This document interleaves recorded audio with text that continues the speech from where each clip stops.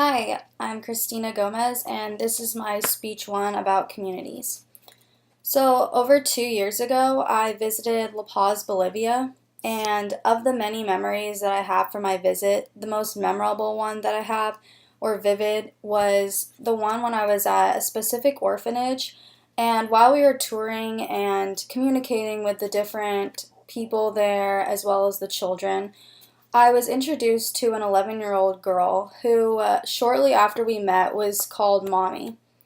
I was extremely taken back by this here, like what happened. I couldn't believe that this 11-year-old girl had a child. And so it further intrigued me to understand the children of the streets in Bolivia and kind of their background. So today I'm going to talk to you about the background that leads these children to the streets, the children themselves, and some of the solutions that are in the process of being executed. So, according to Emily Gray's article, Born in Bolivia, the number of abandoned children will not decrease unless the country's poverty rates decrease as well. Parents in Bolivia are at the point that they are kicking their children out of their homes or sending them to other families and friends until they can earn enough money in order to support them. From the article Saving Bolivia's Street Children, Ana Rivas talks about a father giving his child to his brother until he could earn enough money in order to support the child. In the meantime, the boy was kicked out of the household and forced to fend for himself on the streets, which lately, or when I was there, was generally under bridges or just around in alleys. This scenario is way too common among the children in Bolivia. The parental neglect, poor living conditions, and lack of alternative options for the kids to go to pushes them to find their own living situations, which has been on the street.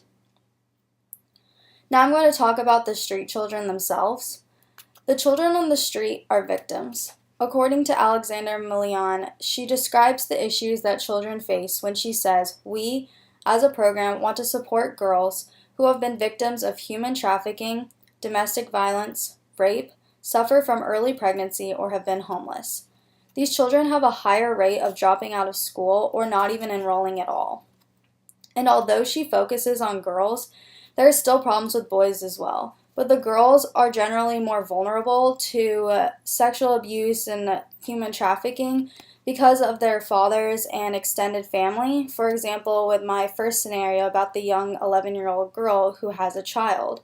She was sexually abused by her father and, as a result, carrying his baby. This is a huge problem, and it actually will push the children to run away and create homes under bridges and form families with other street children. So the organizations that I met with while I was in Bolivia, they have come together and try to create a new outlook of how to approach this problem with their solutions. So one of the groups that I connected with when I was in Bolivia was from Duke University, and they worked at an indigenous Arco Iris hospital, so they provided free care to the people who came, as well as an all-girls orphanage and a pathway home, which is a daytime orphanage for people to come in and out for education or just care during the day. These places are safe houses for orphans, and they offer homes, food, and education. They are usually occupied during the day, but the turnout rate is not as high as the rate of children on the street. So as a solution, the groups wanted to create a system that will attract the children. And so they raised money for ambulances and vans that would drive around to locations that these kids were most prominent in and offer free education, anything, and any needs that they needed at the time. This solution went viral because another project arose from the Melian's article when she proposed to transform an old school bus into a classroom with a chalkboard, seats, and a library, calling it a mobile project. The motto of these groups is to give the children on the street an opportunity to educate themselves so that they themselves can rise out of poverty instead of just handing them money or just handing them whatever they need. So they have the opportunity to work and feel self-fulfilled for what they're striving for.